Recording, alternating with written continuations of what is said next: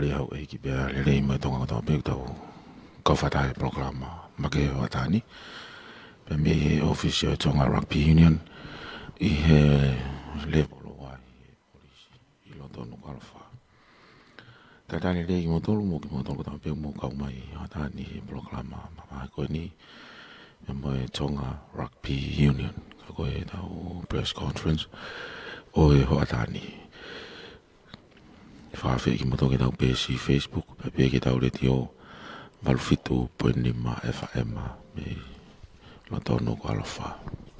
Whenga maari ko ni, ko neti ki tau kolo se toi pia o whahau ke tau programa o e ho atani. Tau mai, ka mai, o tau ronga.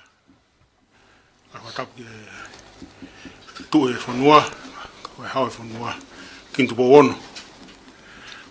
Ato tapu ki pare mia e whanua. Ono polo o ka me iliku. Ka koe sea e komite ka pulu a tongani. Ato tapu makehi ke kau Ikale tutuku. Kau mai kau vainga a whanua tutuku a tongani. Ngata mo whiwhine. A pe ki kau spoti ko toa pe. Ngata spoti ko toa pe whiwhine mo tangata. Mai tonga toa pe I tongani pe mo ngaro pe ka taha mo e komite ka pulu mo au mo komite ka pulu a tongani ke whahatu whaiako fo ou timi fo ou whaiako fo ou Ikale Tahi ke tau e wha ka hoko mai aku whiri he komite whiwhia komite ka pulu a tongani ka mai World Rugby ke whaha atu ko tau timi fo ou, ko kuanga fo ou eni, ke akapula tongani. Ai aku nai whiri, te vita tui fua, ke whae ko pure, piko head coach, ai timi Ikale Tahi. Pa tokoni ki ai, Nili, Latu, oku koke solata, ke ongo tangata ko ni, os mahino pen tuungu na iai oto mala e taimi kona na whainga. Ikale Tahi, taim te tau pe, una whaiwhatongia mai whanua, ngahi tau o hili, ko te vita, na whaiako I he timi toko whitua tongani, whaiako Nili, na whaiako I he timi kakahi whine a tongani. Na whai whiri whaiako me kanitete e toko uongo full-tupu, na me tapa ke kehewa maamani, au ki South Africa, au ki Pitania, au ki South America. Pea na whae short list, ai kau kaniteti, pea na toko tolu pe me short list ko ia. Short list ko ia, na whae mau hakakai, oku na lava o whatataha e whanua. Lava o whatataha e tamai wa inga. Pea lava o unuhi e tau wa inga kia tuunga o te rerea. Pea koe mga tuunga ia nei mō mua ma pena paradise I he whiri goni ai komiti ki he whaiako whogoni ka rai. Kai ke o kou whia o to honga ia moni ki whahatu e whaiako whou. Te wita tui fua ka uma o te Nili. A Nili ke hoko koe whaiako tuka coaching team o Ikale Tahi. Malo.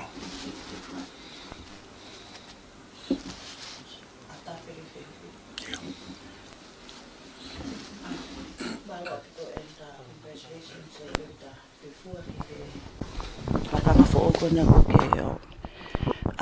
ke mau ke ahoni ko ku fe ui pe ko nga ko ta fo ke ta mu ai Tonga Rugby Union ke basic tongani ai ka fai ako ko nga pe ko ngahi akapulu falakalaka akapulu tongani ko ha o vakai ke te ke basic pe tongani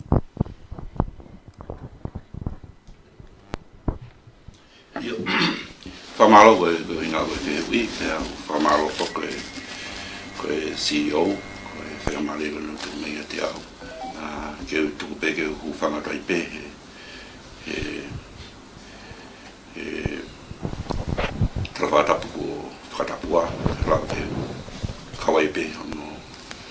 tare na fiu kana ma e fa hoko ko e koma bene e ale pau po si ia e ale pau pe mo union ni ke minimum mai na tolo ma i he ko pe mo ni te mai tongani ka ko e tonga ko mai ai mama fu mau i he ni ya ko mo iro mo to be ta fa ka to be te mano vai tongani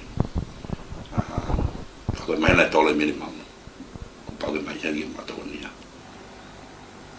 ata wa pulu Moimoi atu pehe whehui ko ia e te vita ko e ko ha ho palani ko ke osi ko ilo pe ko fatu o ko fo o pa te kia ke kamata o ngā ue officially ke ka pa inga ka ko ha ngai palani ki he timi aga pu fa funua ko na Tonga e te make nge me ka o fai ako ki mo ai ako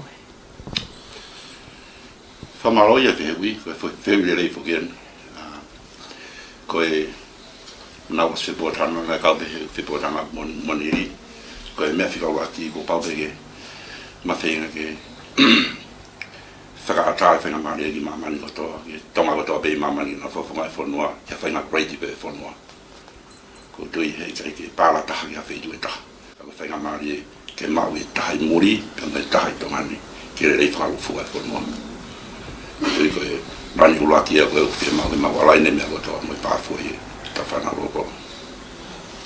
Pao si te patoki ai ke ka ngā whai o ngongo. O kai whuke kau heritage play ai, tō pule anga hange ko sa spitao. O ko mo kei whengau aki pe me ni ihi ko engi.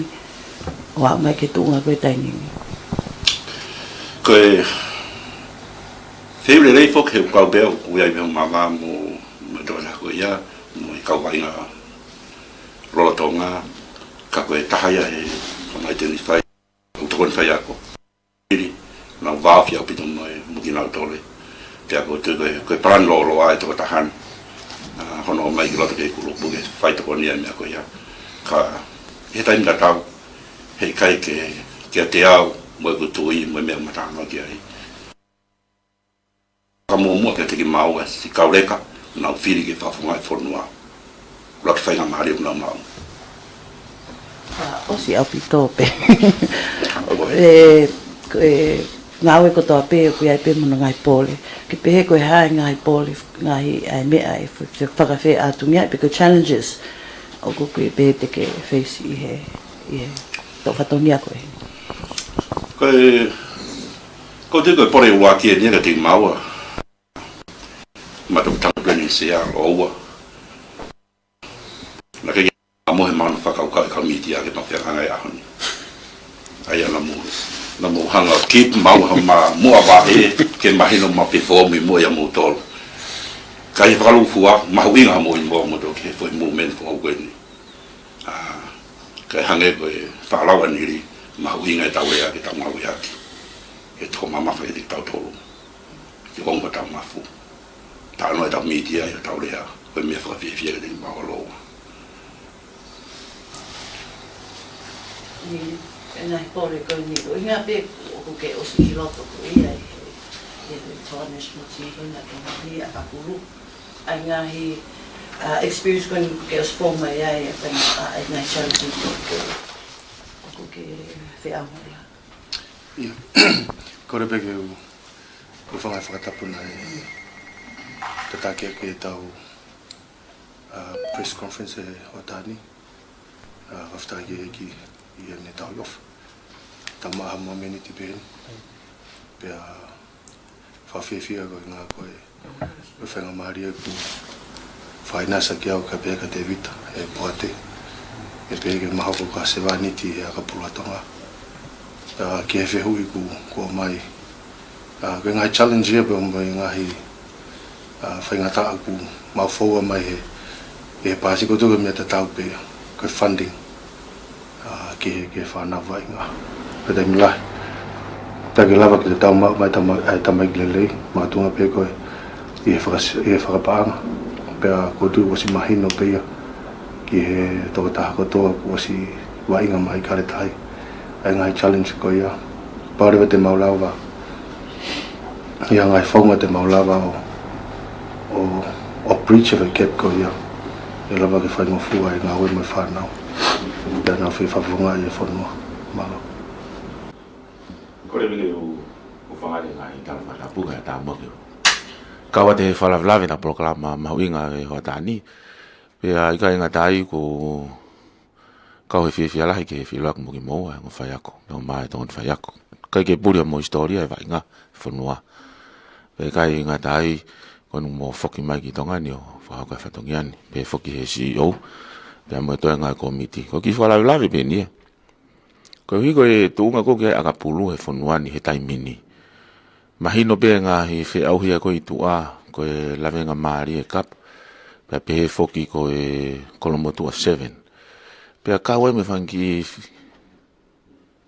ki whiauhi make he ngā he kolo ka ku whalavlawe pe ko hiko e tau tuku au mai whanua pe mo e whiauhi whakalapu o nau whilawe i pena dolu mo e sport ko ni whakakorisi ospe ko ni nau te ko ki he athletic sports pe hoka te timi ai agapulu whakakorisi pe osike whakakorisi ko ama hani pe ni osike whakakorisi te wewe mo whanau ia ki he tau whakalapu ai ngai kalapu ni ko ngai fonua ko i whako mo toki tu au siane mo e tu ngā te kia futanoa whewhe e ai nā whainga maari e ngai kalapu ke whaia whakatalanoa ki ha mo palani ki he ka hau ka hana ha mo sio a moua ki he fonua ko talanoa pe nei tongani te ke whawhatanoa ki mori paro abi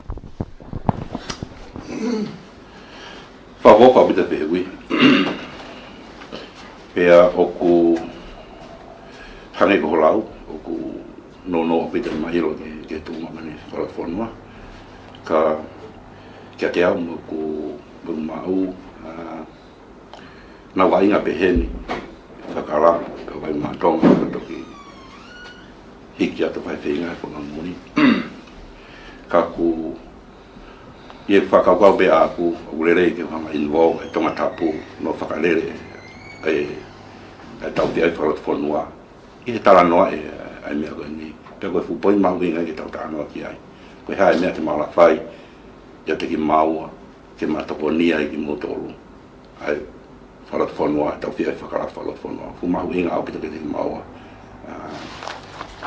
ke kotui koe manofa mau ki ate mau binioni he taimini e futau mama o ia ke hanga sia mai to tahau ni fa masina e fa nau no ho beito ngani ngai challenge ko to te paki mo ia no te fa nau o te au e go kamata fo ke ne ona fo lo era to loa ko fa ta ben ke o mai to loa ka le ria ka ko pulu ke he ia tau sia me fa kala pu me to ko ni o me to ai mo ngai ki la to lo me ngai ko lo ke he e fia e fia fa kala pu o vai nga ma to lo te ko fu successful lo bita to lo e fu set up ko ia ka ke o firma ke tau e he tu firma ke tau tara no mai ko pu en tau Tongatapu fare le pu me pese ke fa ya ko fa kala to no ko e ana fe ha ata fo tu le ke lava o tau win ko to mo fa i lo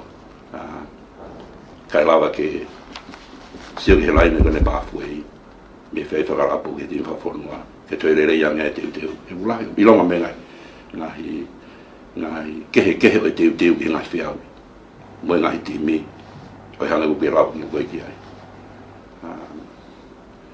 aku mako ki mau no be ya si e ku hilo fe mo me ko hilo fe mo pe mako je tu pe ke si o e oku wata pe o e ako ia e taimi pe nga ta pe nga kalapu mai apia ko ke nau talano makehe pe tu ai malai ia ngai foto tu ta tu ngai pa foi me he ako ke kalapu ke o timpo fonua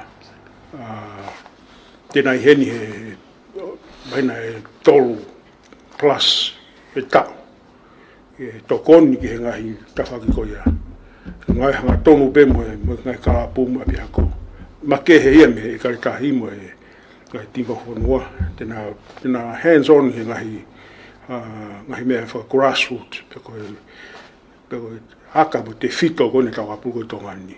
Mea mahau inga pito ia, he koe taimi lahi na e whai e sio mo ana laiso e tau akapuru, hiri kone Tongatapu, mo e performance kone kare Tahi.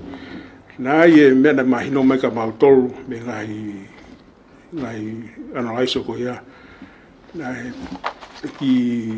ki disconnect lahi me Tonga, pe mo Ikale Tahi.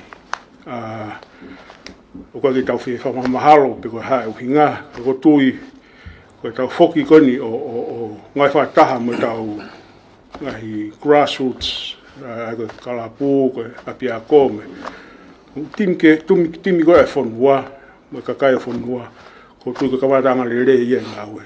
Tau te whito pege o whai ako, o nas mahi no i pe, koe nā hako ki tonga ni, koe nā connect, ai Ikale Tahi ki he kakai, me kakai ki he Ikale Tahi. Ka koe te whaga mautolu ko me administration ni mau whesio ke koko. Ka koe tui koe mo tangata tonu peke na whaiwhi ngāi ko ia. Wawa pe mata paa ki ha taha ki haka mau tala noa. Ka ku ia koe whoki, pau peke whoki ke ngai Kalapu mo ngai Apiako. I whaia e heri a niri, e mumanki lahe whawhi a niri mai. Ia whawhi ngāongo koe ni e niri. Koe, taim kōku wa inga koe tau kau loko i tonga ni. Pea mo ngai mai motu. Hake ku ki ongo make hange pia ke poupou. Ko koe whuka Tongatapu ni pe mo wawa mo hapai o nau poupou. E aina hau whakaukau ke whaiha. Hake koe whewika nau whai anai. Ke whaiha te whekumi. Te whakamo ui mai ngai Kalapu pe i ka inga tai. Koe nau poupou ka atua e whahoko ki ai. Pea mo trai la koe ki he Ikale Tahi. Nai whai whakitaimi koe nai ki pepea koe whakavahe. Alhake ai o mau koe ne whavahe whonua. Pea o mai timi a vai wawa ko hapai e ua. Pea osika pea to'o mea mei mo ngari maalo a ngai whakaukau.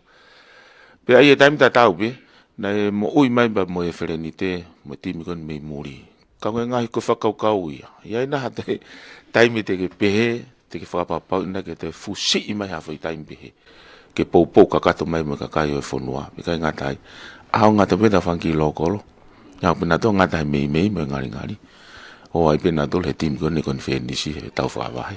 Ko whakaukau pe. Kote koe mea lahi.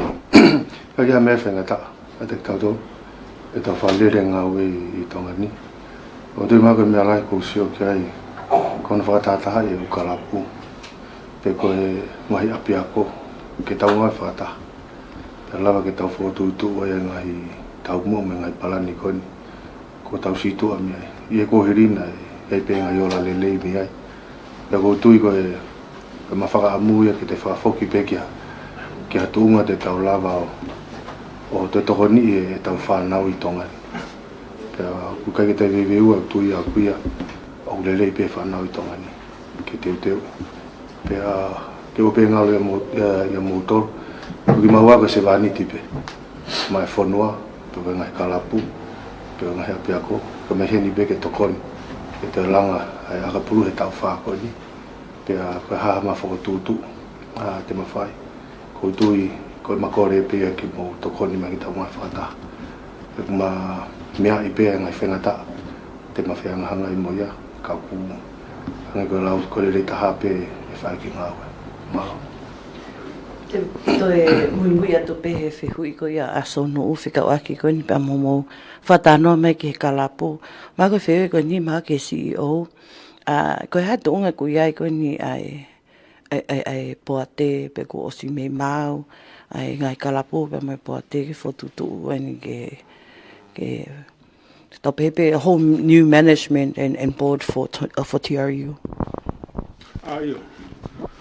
Malo, berani ko tu dai mini ke poate o ke leo pe poate motua.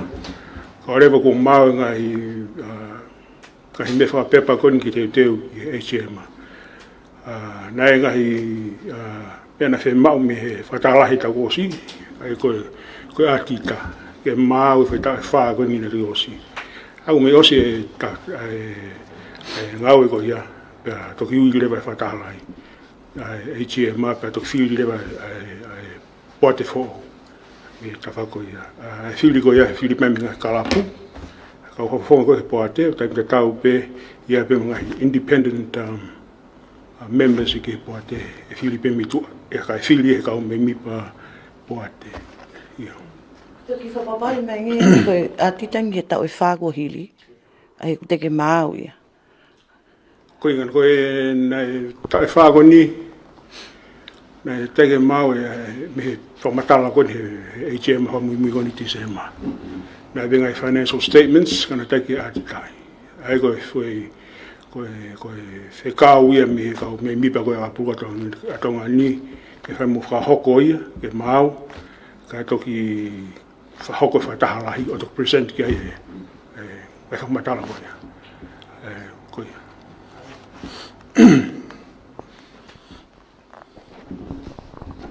Ki whatala noa penia te ita ka manili. Ki he mahuinga koe whatata mai lote ka kai tonga ai. Koe tu koe tai mini whuku whai hanguk tau mo vete vete. Ka koe whatata mo ni pene tau timi mate matonga, timi liki. Nei lama pe mo tolu ka wainga na mai me to purianga whatata hai lote ka kai tonga. Ka koe sia tu koe ni pe me lalo fau. Ki he na tula kon o aga pulu he lolo tonga ni. Me ko ngai fitu pau na ke la fuga na ki tolo. Ngai fitu pau pe ko fitu mua pe ke market ai tau whanau. Ko vakai ko ke tau pe te tau ata tolo ma o i po mama ni leva. Ko tu pe ko ha to tala no ange. Ka ko whakau kau ko ha na ha foi tau mu anga o ma plante mo fotutu.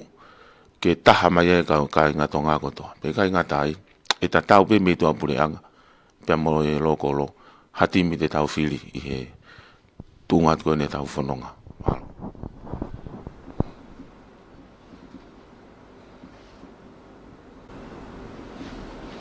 Ko tui whoki he taimilahi oku taktaha whalere me whoki he ngai korisi pa koe au pose na ngai tuna me. Ke te amu ku whakaukau ku mauinga ke ia pāwhai ke tau whanau ko ni he ngai tuna meni ko ni. E lava ke sio ai ange ko toloa o lia hona. O whai ono tokanga e ai whanau pe koe ai pako hako tupo e whanua ke ana whainga maari e ki he Ikale. Pe aku whia maure vai ke toko ni e whanau pe ke kau whai ako. Tau lava po ti vale te tau pe tam na tam. Ka lava ke tau mau. Ai o lau tau whi mau. Pea ko tui ka pai ke tau lava ia e whaingata. Ange ko whakalave. Te tau tuu pe tau turiki mo e tau ilo mo e tau poto. Ka ku neongo koe mato kamata e mo te vita e whai pe whinga. Ki whai ano whakatahai mo se tau patuna meni. Pea ka haha wei e lava ke whakatahai ai kau lokolo. Whakatahai kau whai ako. Ka pege ukalapu ki mau ngai whata. Ko tui ka pate maulawa ngai whata. Te tau lapo i kuna hawenga me te tau. Tuku kia e tau whakaamulu tau whakaukau. Malo. Koe ki bea whaaspe me au si au ka taki. Ka hanai ho koe hanai ho mo koe lau nei te whahingoa mai ho mo komiti koe ni akapula na tiau iuru e taimini. Ke fai pia me ke ho e ki me ka kai fonua.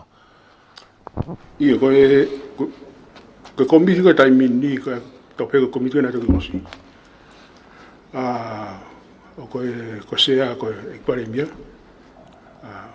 Ko Ameriko. Ko man mataere me presidente Tongatapu. Ko Tom Whapai ko presidente Amavau. William Finau ko presidente ia Ewa. Pea mo Sonsio Tonu whakahua, ko presidente ia hapai. Ka koau ko e whawhonga e wahe kolokona Tongatapu, poate. Pea ko malua fisi kare kahano, whawhonga ko me vai uta ko ni Tongatapu. Kona tolu ko e kau elected members ia ki na whili ko ke poate. Nā I pe kakai nei ka observers me World Rugby ai ko na whahawa se mislu tui ko observe ko World Rugby observer na te whawhi pe poa te ko hinga ko ngā unu ko ni ai aga puru ke inclusive ke kau mai kai fine na whawhi a siana tau me pēao ka ko president ia ai committee Tonga Women's Rugby Association a Tonga ni ko kulupu ia ko poa te toki osi ka ke interim he taimi kana nau whahoko mai ki o interim CEO ka toki hu mai poa te toki while CEO fo ko anga tu he poa te Ina dia he poa te ko ni toka ngai mo tafak whakapaanga fu mau inga vito ka mo Marian si ko to feu I fanga ka a with the sai be to ko ai be tau to wa be heni na to ngata ko ya ke mo to ki me pe gi ai o ko to ta ngi to ko pe ta fo e ta wo si ka ta ke fo o pe ga nga we ya I pa ko ma la he ana une fa ta mini ge ta na ki mai nga fa matala me ta o fi ha ko ni ko mari wa tu tem ta ta pe te fe toka ngai ngai ma ko ni uti mi mo ngai kau creditors mo kau debtors ko ai apu ka ko mai ita ka ai fa de ni ngwa e rope ako tu mau te pa de os ko ni ka tu lo ki ai ke se o ngai ka fa pa malo I mea wa si pek tala mo nuat fa fonga pe ma to ko ni ma la ma fa fonga te ka media e fonua Tala mau nua ki whaiako, ka mai tōn whaiako. I he tau e whāko ni tau whanongai, pe ke CEO, pe mo komite ka pulu a Tonga. Ia, I kai ngā Tahi, o ko e loto e Tonga ko tō ai au ki he tau timi pe. Pe ni ango pe ia e ngahi, tala noa ke he ke heia, o ko e timi a Tongani. Tala mau nua Tonga tangata. Malo e whamolu e umā ke fua whatongi alahi koini. Pe o ko e hoka tau ai ke hau pe ia. Ka e taimi tau pe, mau tala monu atu. I he hoa tāni. Malo apito.